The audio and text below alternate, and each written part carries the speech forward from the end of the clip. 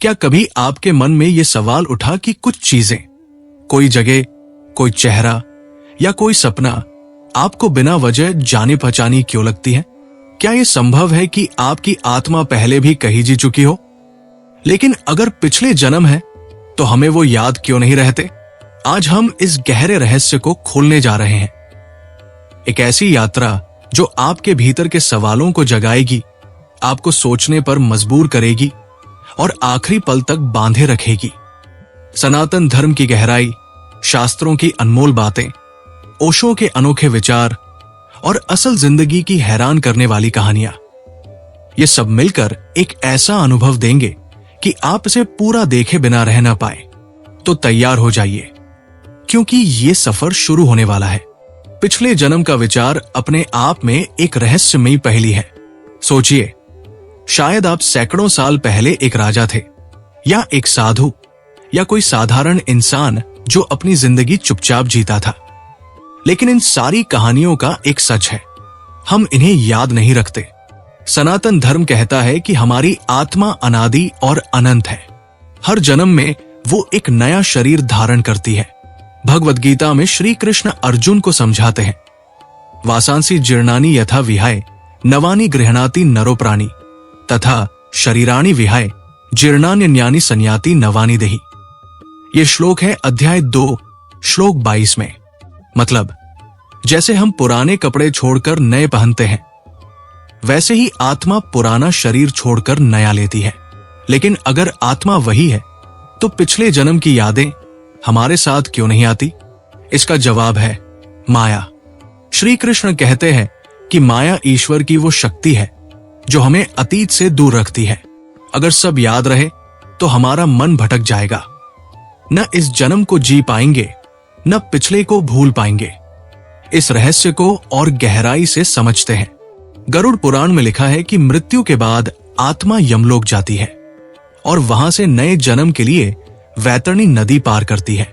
इस नदी का पानी पिछले जन्म की सारी स्मृतियां धो देता है। ऐसा इसलिए क्योंकि हर जन्म एक नई शुरुआत है।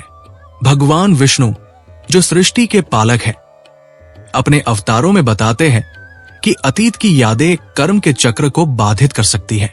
सोचिए, अगर आपको याद रहे कि पिछले जन्म में आपका कोई दोस्त आपका दुश्मन था, तो आप इस जन्म में उससे कैसे पेश आएंगे? या पिछले जन्म का कोई अधूरा रिश्ता याद रहे तो आप उसे ढूंढने में लग जाएंगे। श्रीमद् भागवतम में भगवान कपिल अपनी मां देवहूति को समझाते हैं कि स्मृतियों का बोझ आत्मा को आगे बढ़ने से रोकता है। अध्याय 3 में वो कहते हैं कि मुक्ति तभी संभव है जब हम अतीत से मुक्त हों। एक कहानी से इसे और साफ करते हैं। भागवत पुराण में नारद मुनि का जिक्र है। नारद को पिछले जन्म में एक गंधर्व होने की याद थी, एक ऐसा जीवन जो संगीत और स्वतंत्रता से भरा था। लेकिन भगवान विष्णु ने उन्हें चेताया कि इस याद को पकड़े रखने से उनका मन भक्ति से भटक जाएगा। नारद ने सब भुला दिया और इस जन्म में महान ऋषि बने। सोचिए, अगर नारद उस गंधर्व जीवन में उलझे रहते तो क्या वो आज इतने बड़े संत बन पाते? शायद नहीं। योग वशिष्ठ में ऋषि वशिष्ठ राम को कहते हैं, अतीत को भूल जाओ, क्योंकि हर नया दिन एक नया मौका है। यह कितना गहरा और सुंदर संदेश है। कभी कभी कुछ लोगों को पिछले जन्म की झलक मिलती है। इसे सनातन धर्म में जाति स्मरण कहते हैं। लेकिन ये वरदान कम, चुनौती ज्यादा बन जाता है। भारत में शांति देवी का किस्सा आपने शायद सुना हो। 1930 में दिल्ली में जन्मी शांति ने 4 साल की उम्र में कहा कि उसका असली घर मथुरा में है। उसका पति और बच्चा वहां है और उसकी मौत प्रसव में हुई थी। लोग हैरान थे। जांच हुई तो मथुरा में ऐसी एक महिला की कहानी सच निकली। लेकिन शांति की जिंदगी खुशहाल नहीं रही। वो इस जन्म के परिवार से जुड़ नहीं पाई। हर वक्त पिछले जन्म की यादों में खोई रहती थी। उसकी आंखों में एक अधूरापन था, जैसे वो 2 जिंदगियों के बीच फंसी हो। ये बताता है कि अतीत की स्मृतियां कितना भारी बोझ डाल सकती है। अब ओशो की नजर से देखें। वो कहते हैं कि प्रकृति ने हमें भूलने की शक्ति इसलिए दी क्योंकि ये हमारी रक्षा करती है। कल्पना करें, अगर आपके सारे पिछले जन्म एक साथ याद आ जाए, हर सुख, हर दुख, हर गलती, तो आपका मन उसका बोझ कैसे उठाएगा? ओशो कहते हैं कि एक जन्म की छोटी सी चेतना को संभालना भी मुश्किल है। सैकड़ों जन्मों की यादें दिमाग को तोड़ देंगी। उन्होंने एक शख्स का जिक्र किया जिसे पिछले जन्म में सैनिक होने की याद थी। उसने जंग में कई लोगों को मारा था और इस जन्म में वो हर रात सपनों में डरता था। कहीं कोई उसे पहचान न ले, कहीं कोई बदला न ले ले। वो न सो पाता था, न चैन से जी पाता था। उसकी जिंदगी एक अंतहीन डर बन गई। ओशो कहते हैं कि ये यादें हमें दो जिंदगियों के बीच लटका देती हैं, न यहां के रहते न वहां के। ओशो एक और कहानी सुनाते हैं। एक महिला जो इस जन्म में ऊंचे और सम्मानित परिवार से थी, लोग उसकी इज्जत करते थे, उसका नाम था। लेकिन जब ओशो ने उसे ध्यान में ले जाकर पिछले जन्म की झलक दिखाई तो पता चला कि वो दक्षिण भारत के एक मंदिर में देवदासी थी। वहां उसका जीवन नृत्य से शुरू हुआ, लेकिन अपमान और मजबूरी में खत्म हुआ। इस जन्म में जब उसे ये यादें दिखी तो वो अशांत हो गई। हर तारीफ उसे खोखली लगने लगी। उसे लगता कि कहीं ये सब झूठ तो नहीं।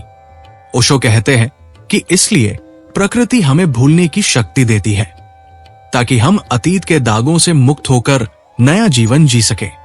तो ओशो कहते हैं कि भूलना प्रकृति की सबसे बड़ी देन है, एक ऐसा उपहार जो हमें अतीत के बोझ से मुक्त रखता है। लेकिन क्या होता है जब ये पर्दा पूरी तरह नहीं गिरता? कुछ लोगों के साथ ऐसा होता है कि पिछले जन्म की छाया उनके मन पर पड़ती है।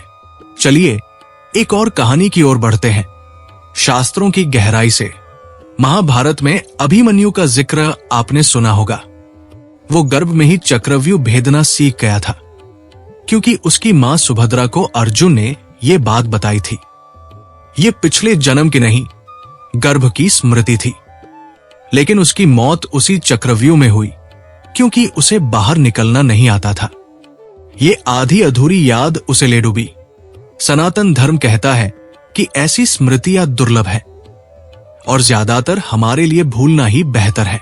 अगर अभिमन्यु को और याद रहता तो शायद वो और उलझ जाता, कर्म का चक्कर और जटिल हो जाता। अब एक सच्ची घटना की ओर चलते हैं। 1970 में इंग्लैंड के जॉन नाम के लड़के ने अपने माता पिता को बताया कि वो पिछले जन्म में पायलट था। उसने कहा कि उसकी मौत एक प्लेन क्रैश में हुई थी।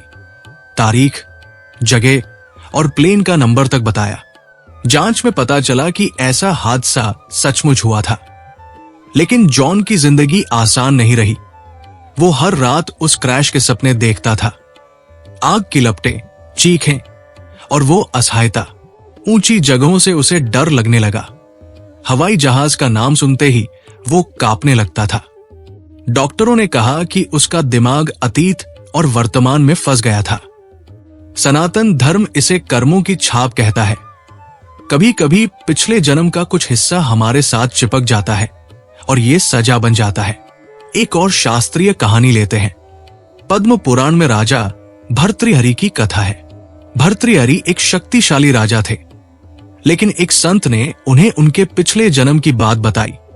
वो एक साधारण व्यापारी थे जिसने लालच में कई गलतियां की थी। इस जन्म में उन्हें राजपाट मिला ताकि वो अपने कर्म सुधार सके। लेकिन जब उन्हें ये याद आई तो वो परेशान हो गए। हर फैसले में उन्हें लगता कि कहीं वो फिर वही गलती न कर दें। आखिरकार उन्होंने सब त्याग दिया और संन्यास ले लिया। ये कहानी दिखाती है कि अतीत की यादें मन को कितना भटका सकती है। अगर भर्तृहरि को कुछ पता न होता तो शायद वो अपने राजा होने का सुख लेते और कर्म भी सुधारते। अब एक और सच्ची घटना। 1980 में भारत के एक गांव में सतीश नाम का लड़का पैदा हुआ। 7 साल की उम्र में उसने कहा कि वो पिछले जन्म में पास के शहर में दुकानदार था और उसकी मौत एक दुर्घटना में हुई थी। उसने दुकान का नाम, गली और अपने पुराने परिवार की बातें बताई। जब उसे उस शहर ले जाया गया तो उसने सब पहचान लिया, यहां तक कि अपने पुराने घर का दरवाजा भी। लेकिन उसकी जिंदगी मुश्किल हो गई। वो अपने इस जन्म के माता पिता को छोड़कर उस पुराने परिवार के पास जाना चाहता था। दोनों तरफ के लोग परेशान हो गए। एक तरफ बेटे का दावा, दूसरी तरफ पुराने परिवार का दुख। सतीश हमेशा अधर में लटका रहा। न इस जन्म का हो सका, न पिछले का छोड़ सका। विज्ञान भी इस पर रोशनी डालता है। हमारे दिमाग में हिप्पोकैम्पस नाम का हिस्सा यादों को संभालता है। जन्म के बाद ये नई यादें बनाता है, लेकिन पुरानी बातों का बोझ नहीं उठाता। एक अध्ययन में पाया गया कि अतीत में उलझे लोग तनाव और चिंता से जूझते हैं। तो क्या माया और वैतरणी का विचार प्रकृति का तरीका है हमें मानसिक रूप से स्वस्थ रखने का? सोचिए, अगर आपको पिछले जन्म का हर दुख याद रहे तो आप आज की खुशी कैसे जी पाएंगे? शायद इसलिए हर जन्म में हमें एक साफ किताब मिलती है जिस पर हम नई कहानी लिख सकें। एक और हैरान करने वाला किस्सा। 1950 में अमेरिका की वर्जीनिया टिगे ने हिप्नोसिस में कहा कि वो 19वीं सदी में आयरलैंड में ब्राइड मर्फी थी। उसने गांव का नाम, घर की बातें और वहां की बोली तक बताई। कुछ बातें सच लगी, पर वैज्ञानिकों ने इसे अवचेतन की कल्पना भी कहा। लेकिन वर्जीनिया की जिंदगी में क्या हुआ? वो असमंजस में पड़ गई। हर सुबह सोचती कि वो वर्जीनिया है या ब्राइड। उसकी नींद उड़ गई, मन अशांत हो गया। ये दिखाता है कि अतीत की झलक कितना भारी पड़ सकती है। तो दोस्तों, सनातन धर्म हमें सिखाता है कि पिछले जन्मों को भूलना एक अनमोल वरदान है। ये हमें बिना बोझ के कर्म सुधारने का मौका देता है। श्री कृष्ण गीता में कहते हैं, कर्मण ये वाधी कारस्ते मां फलेषु कदाचन। कर्म करो, फल की चिंता मत करो। अगर अतीत याद रहे तो हम कर्म करना भूल जाएंगे। ओशो कहते हैं कि भूलना मुक्ति का पहला कदम है। ये हमें अतीत की जंजीरों से आजाद करता है। शांति देवी, जॉन और सतीश की कहानियां हमें याद दिलाती है कि अतीत की स्मृतियां दर्द बन सकती है। अगली बार जब आप सोचे कि मैं पिछले जन्म में क्या था, तो मुस्कुराएं और कहें, जो भी था, अब मैं आज का मैं हूं। हर जन्म एक नई कहानी है और इसे पूरी शिद्दत से जीना ही हमारा धर्म है। अगर यह सफर आपको छू गया तो इस चैनल को सब्सक्राइब करना न भूलें। लाइक करें, अपने दोस्तों के साथ शेयर करें ताकि वो भी इस गहरे रहस्य को जान सकें। आपका एक छोटा सा कदम हमें और बेहतर करने की प्रेरणा देगा।